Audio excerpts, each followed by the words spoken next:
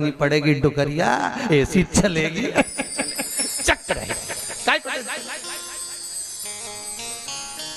और क्या कमरा भी है, शादी आई एक में 6 भरा, 6 इसलिए भरा तुम रात भर सत्संग करो, भजन करो, स्मरण करो, और जितना सत्संग का आनंद हो सकता है। अपनों के बीच में तो हमेशा रहते हो, पर दूसरे को एडजस्ट करना तो सीखो। जरा विचार करो, तुम अपने कमरे में दूसरे को एडजस्ट नहीं कर रही तो ऊपर जाएगी तो भोलेनाथ कैसे एडजस्ट करेगा? सोचो तो शरीर है, विचार तो करो।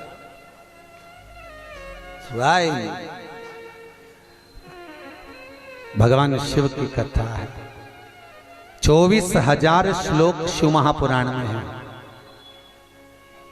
12 संहिता, और एक एक संहिता भगवान शंकर को समर्पित है। भगवान शिव 6 सूत्र शिव महापुराण के हैं कि शंकर को पाने के 6 सूत्र बताएं।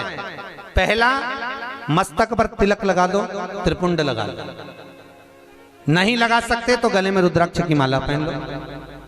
इतना भी नहीं कर सकते, तीसरे नंबर का सूत्र है कि भगवान शंकर का मंत्र जाप कर लो, नमः शिवाय, ओम नमः शिवाय। ये भी नहीं कर सकते तो मंदिर में शंकर जी को 1 लोटा पानी चढ़ा दो, चौथा सूत्र। 5वां सूत्र है, इतना भी नहीं कर सकते तो किसी शंकर के मंदिर के पास में से निकल कर चले जाओ तो शंकर के मंदिर का शिखर का दर्शन हो जाएगा। शिखर दर्शनम सर्व पाप नाशन, बस उतना भी बहुत है। ये 5।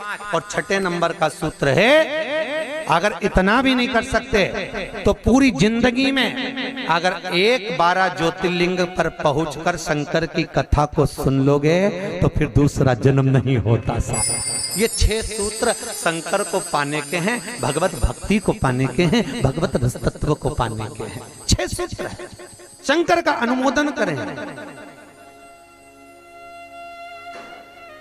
ऐसी कौन सी भूमि है, ऐसी कौन सी जगह है जहां शंकर नहीं है? हर जगह, हर तत्व में, कण कण में, हर जगह पर वही तो समाया है।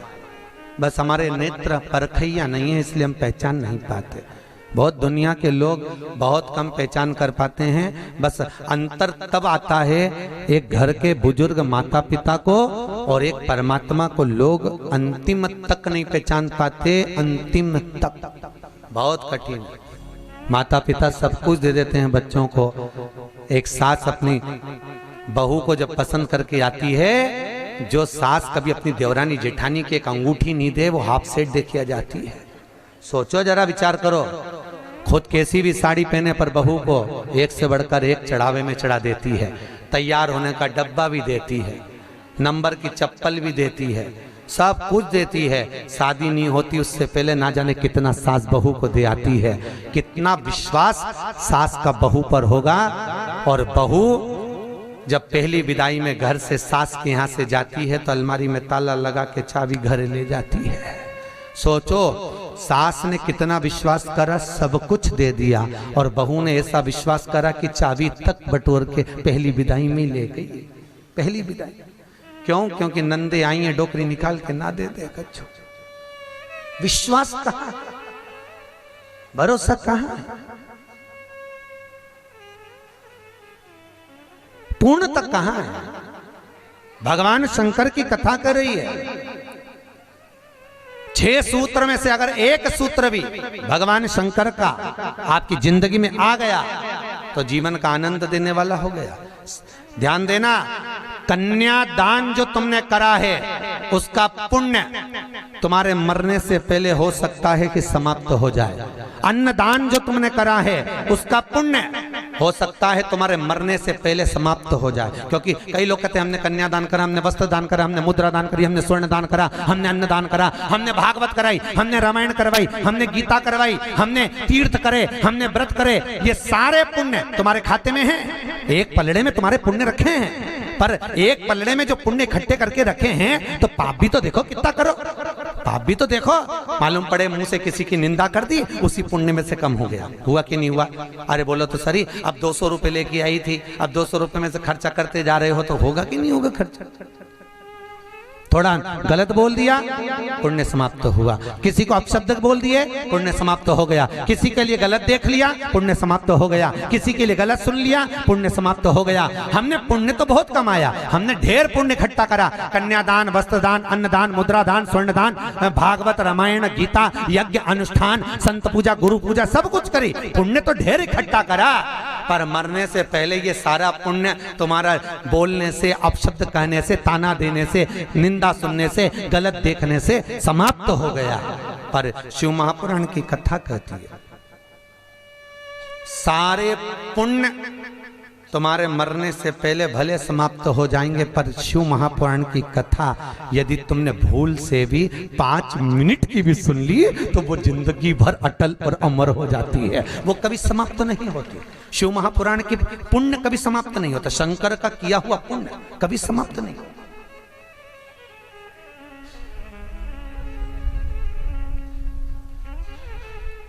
आज वो कोई कह रहा था गुरुजी वो हम पोटलियां बना के लाए हैं तो एक एक मंदिर में पोटली चढ़ाएं और कई चढ़ाएं। हमने कहा लो आए हो इतनी दूर तीर्थ करने के लिए, 5 रुपया 10 रुपया 2 रुपया करो, जो तुम्हारी मर्जी पड़े चढ़ाओ।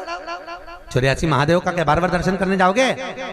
ब्रज 84 कोस की परिक्रमा तो तुमने ना जाने कितनी बार लगा ली होगी ब्रजमंडल में पहुंचकर, पर 84 महादेव का दर्शन करने के लिए आए हो। और वो 84 महादेव जिसको स्वयं भगवान शंकर की बहन छिप्रिया ने प्रकट किया था, शंकर के ही रूप तत्व से 84 रूप में उनको प्रकट किया है। पूरे विश्व में कहीं पर नहीं है, केवल उज्जैन में, केवल उज्जैन। तो भगवान शंकर की कथा कर रहे हैं, भगवान भोलेनाथ का चरित्र वर्णन कर रहा है। 6 सूत्र में से एक सूत्र भी अपनी जिंदगी में उतारा तो जीवन सार्थक हो गया। मात्र भगवान शंकर की पावन कथा का रसतत्व ग्रहण करें। एक देवराज नाम का ब्राह्मण शरीर में ताप पड़ गया और शरीर में ताप पड़ने के कारण बहुत ताप पड़ा तो शंकर के मंदिर में पहुंच गया, बैठा। अब वहां तो थोड़ी थोड़ी देर में शंकर के मंदिर में कथा हो रही थी, प्रवचन चल रहे थे, शिव महापुराण का चरित्र चल रहा था। और ये थोड़ी थोड़ी देर में पंडित जी चिल्लाएं हर हर महादेव। अब जैसे ही पंडित जी चिल्लाएं तो इसके शरीर में ताप पड़े, इसको आ रहा बुखार। अब बुखार आए और कहीं का चिल्लाए, सिर दर्द हो और कहीं का चिल्लाए तो बड़ा बुरा लगे महाराज। अब इसको तो बड़ा अंदर से खटकाओ कि बताओ मेरे तो शरीर में ताप पड़ रहा है, महाराज हर हर महादेव चिल्ला रहा, पर बोल सकता नहीं। ताप पढ़ते पढ़ते पढ़ते पढ़ते थोड़ी देर में ये यहाँ से चला शंकर के मंदिर से कथा श्रवण कर कर थोड़ी देर भले ताप पड़ा, बुखार आया, सिर दर्द हुआ, सब कुछ हुआ, पर शंकर की कथा तो शरीर में पहुंच गई, इस आत्मा तक पहुंच गई।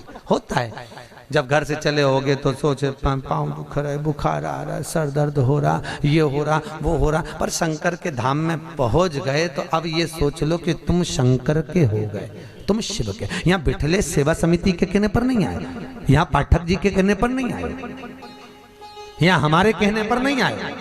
यहाँ तो हम भी बुलाते तो तुम नहीं आते, क्योंकि ये नगरी महाकाल की है।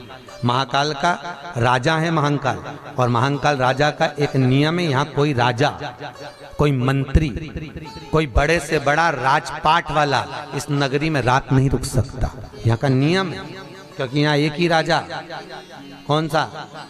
महाकाल राजा, बस उसी का राज्य चलता है। तो जब उसके घर में आए हो तो हम कौन बुलाने वाले? बोलो तो सही। उसने बुलाया, उसने ठहराया, उसने खिलाया, उसने घुमाया, 5 दिन घूमो फिरो, उसका दर्शन करो, आनंद करो, घरे जा। घर वाले पूछे कहाँ गई थी तो कहना महाकाल के घर गई थी, उसने बुलाया था।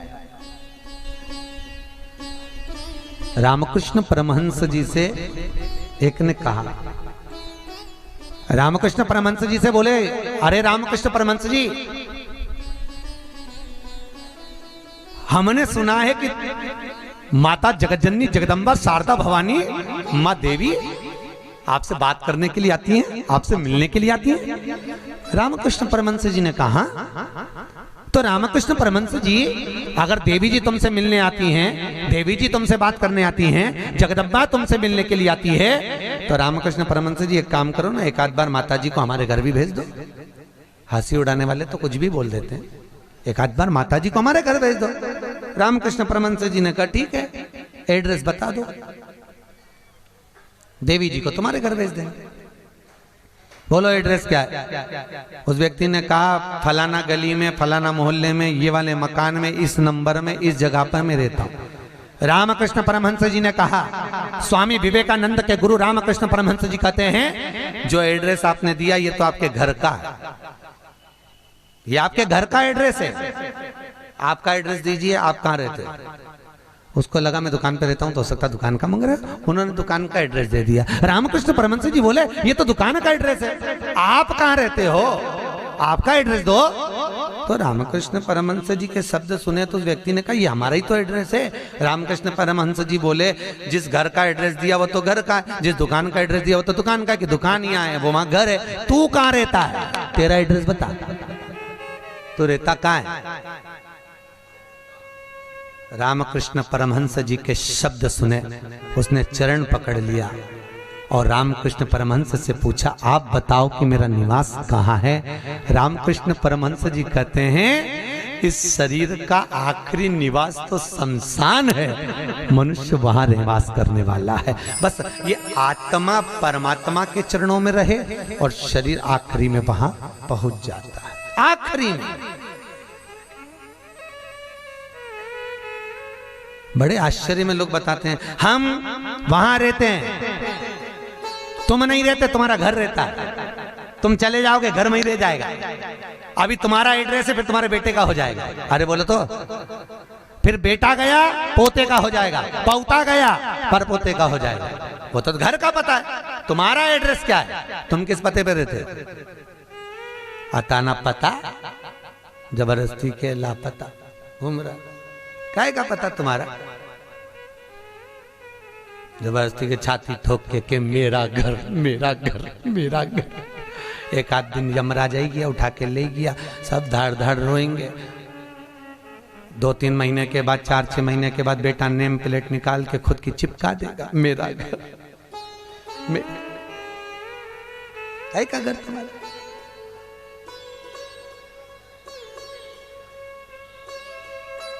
क्या कहा? सज धज के जिस दिन मौत की सहजादी आएगी, न सोना। हमसे भी लोग कहते हैं गुरुजी तुम कथा वाचते हो, इतना सारा सोना मोना पहन के पहनते हो, तो हमने कहा जजमान लोग दे तो क्यों नहीं पहने? अरे बोलो तो दीजिए, कई करे कई बाद में जोड़ जोड़ के औलाद के देखे ना, तो है तो तुम्हारे पास भी, बस तुम भी जोड़ जोड़ के लाकर में, अलमारी में लाकर में, और एक आध दिन मर गई और सारा पड़ा की पड़ा रह गया, ऊपर जाके याद करेगी वाला हार तो पहना ही नहीं, फिर कई मतलब का सब पहना, कई करे वो कर।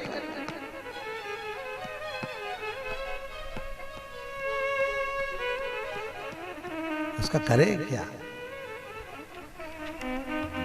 जितनी साड़ी धरी है सब पहन लो जीजियों, बाद में किसी काम की नहीं, सब धरी ले जाए। ऊपर जाती जाती यमराज सेकेगी, नीली वाली तो पहनी नहीं थी, अभी पीको लगवाई थी, एक बार फिर से छोड़ दे वंश मोल, फिर से छोड़। भगवान भी यमराज भी कहेगा चल ऊपर चल, अब कहीं नहीं पहने, ले गया वही करे। खूब जोड़ा, आखिरी में यही छोड़ा, और फिर इतना बड़ा फोटो टंगा, उनमें प्लास्टिक के फूल की माला, और वो भी पंखा में माला यूं हिले, पंखा में माला हिले और डोकरी फोटो में स्माइल दे। वो डोकरी भी इसलिए स्माइल दे कि बेटी हम भी जोड़ जोड़ के मर गए, यही टंग गए, तुझे भी टंगना है, इसलिए डोकरी भी हंसे, यही टंगे से जोड़ो। कुछ नहीं खाया, खूब जोड़ा, खाना खाने की फुर्सत नहीं थी, साहब सवेरे 8 बजे से रात को 10 बजे तक दुकान नहीं छूटे, एक एक ग्राहक के लिए बैठा दिया, और आखिरी में सब छोड़ के घर के लोग अर्थी पे भी ले गए, तो बांध के ले गए, सबको मालूम है मर गया, उसके बाद भी ना जाने क्यों बांध के ले जाते, और खींच खींच के बांध, खींच और खींच, और खींच। अरे सबको मालूम है मर गया, कोई भगेगा थोड़ी ना, काय को खींच, हल्की बल्कि बांध दो, ले जाना तो है नहीं, और खींच खींच के बांधी, क्योंकि इनको डर इस बात का लग रहा, उठ के भग गया, अब उनको तो कुर्सी भरना, उसकी जगह दूसरे को ले गया तो इसी को ले चलो, जैसे कहा करो उसका क्या। सज धज के जिस दिन मौत की शहजादी आएगी, न सोना काम आएगा न चांदी। छोटा सा तू कितने बड़े अरमान हैं तेरे, मट्टी का तू सोने जैसा मान है तेरे। मेरे को नहीं जानते, मेरे को नहीं पहचानते? अरे भेरू तुझे तो सब जाने, मेरे को नहीं जानते। मट्टी का तू सोने जैसा मान है तेरे, मट्टी की काया एक दिन मट्टी मिल जाएगी, न सोना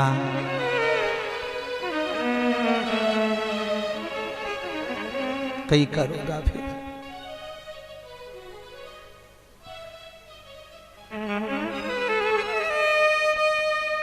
गीता वाटिका गीता प्रेस में कथा बाची, क्या 3-4 साल हो गए गीता प्रेस गीता वाटिका। उन्होंने कहा गीता वाटिका वालों, गुरु जी हमारे गीता प्रेस वालों की ओर से कैंसर हॉस्पिटल चलता है गोरखपुर में, आप चलिए।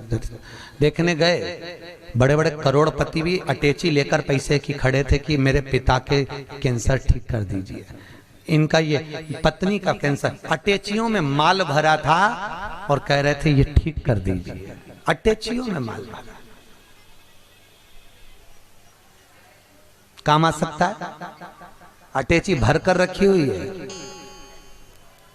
पर शिव महापुराण की कथा कहती है जहां पर औषधि भी काम नहीं करती वहां पर शिव की करुणा काम कर जाती है और कृपा बरसा देती है। शिव की कृपा, शंकर करुणा करता।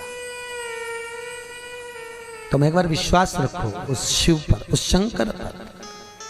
देवराज ने प्राणों को त्यागा, प्राणों को त्यागा तो भगवान शंकर के धाम में चले गया, क्योंकि भले 5 मिनट की भी कथा सुनी हो, चलते चलते भी अगर शिव महापुराण तुम्हारे कानों में पड़ गई हो, चलते चलते भी अगर तुम्हारे कानों में एक शब्द भी शंकर की कथा का मिल गया हो, तो वो शंकर की कथा कभी छिन्नित नहीं होती, वो शंकर से मिला देती है। शंकर से,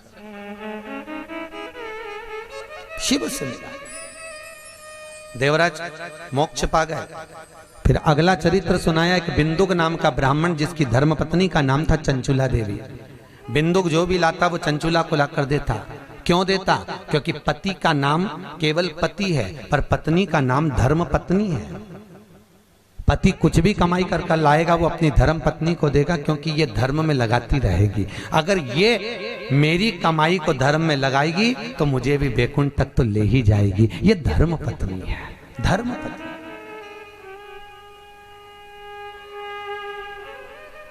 एक कथा के मुख्य यजमान गोपाल मंदिर वाले महाराज जी बने हैं, पंडित जी पाठक जी, परंतु इनके मन में कथा का आया ना आया वो बात की बात है, पर धर्म पत्नी हमारी भाभी जी, इनका मन में कथा सुनकर मन में भाव आ गया, गुरुजी एक कथा कराओ, बस ये कृपा। जिंदगी में एक बार शिव महापुराण, फिर ठाकुर जी की जो मर्जी, भोलेनाथ की जो, पर शिव पुराण तो करा लो।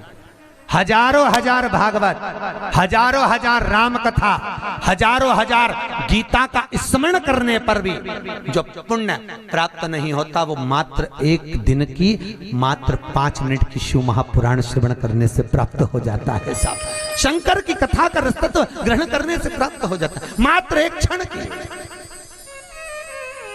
एक क्षण। और बहुत किस्मत वाले हो साहब, आपके बच्चों ने, आपकी बहुओं ने, आपकी बेटियों ने, आपके परिवार वालों ने आपको जमा कर सूटकेस अटैची जमा कर भेजा है साहब। आपकी बहुओं को, आपके बेटों को, आपकी बेटियों को धन्यवाद दूंगा। उन्होंने कहा मम्मी जाओ, पापा जाओ, हम बोलते हैं, हम बुक कराते हैं। और मैं धन्यवाद दूंगा पाठक जी आपके भी बहन बेटियों को, उन्होंने कह दिया मम्मी तू कथा करवा, पापा आप लग रहो अपन करते हैं व्यवस्था, सब आनंद होगा, कथा का मस्तता होगा। ये जीवन का सुख है साहब। याद रखना, कोई एक बेकार काम करते हैं तो हमारे पितरों को लोग देखने तक नहीं जाते, पर घर का एक व्यक्ति भी अगर पुण्य का कार्य कर लेता है तो उसके पूर्वजों की पीठ स्वयं नारायण जाकर थपथपाते हैं कि तेरे वंश में कोई पैदा हुआ जिसने सत्कर्म करा, सत्कर्म किया।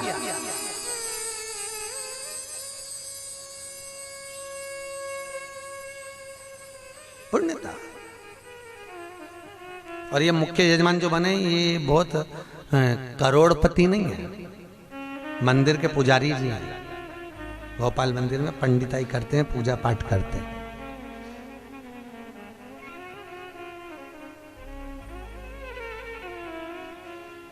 उसमें भी शायद मेरे हिसाब से, मेरी सोच से तो 3-4 हजार रुपये महीना कुछ मिलता होगा।